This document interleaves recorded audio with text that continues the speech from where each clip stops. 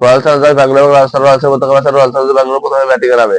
তারা প্রথমে ভালোই শুরু পায়। ফিল্ড সল্ট 23 বলে 26 রান করে আউট হয়। বিরাট কোহলি দুর্দান্ত ব্যাটিং করে, সে 42 বলে 70 রান করে আউট হয়। এছাড়া দেবদূত পাডিক্কাল 27 বলে 50 রানের ঝড়ের ইনিংস খেলে।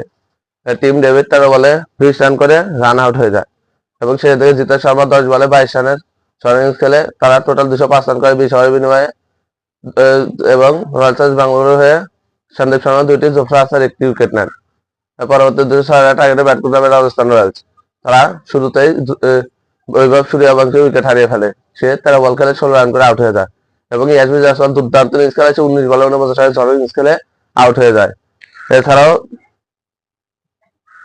এছাড়া আর বলার মতো ওরকম রান কেউ করতে পারে না। ধ্রুব জুরেল শেষের দিকে 34 বল করে 47 রান করতে পারে। টোটাল তারা 194 রান করে 9 উইকেটের বিনিময়ে 20 ওভার ব্যাট করে। তারা 11 রানের ব্যবধানে ম্যাচটা হেরে যায়। Royal Challengers Bangalore George Hazlewood 4টি এবং ভুবনেশ্বর কুমার 1টি উইকেট নেয়।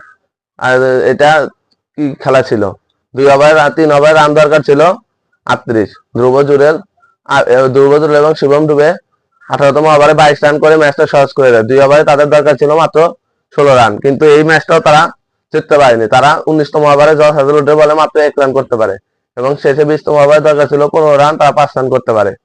এই তাদের খেলার অবস্থা। ধন্যবাদ সবাইকে, ভিডিওটা দেখার জন্য। ভিডিও ভালো লাগলে লাইক কমেন্ট শেয়ার করবেন, চ্যানেলকে সাবস্ক্রাইব করুন।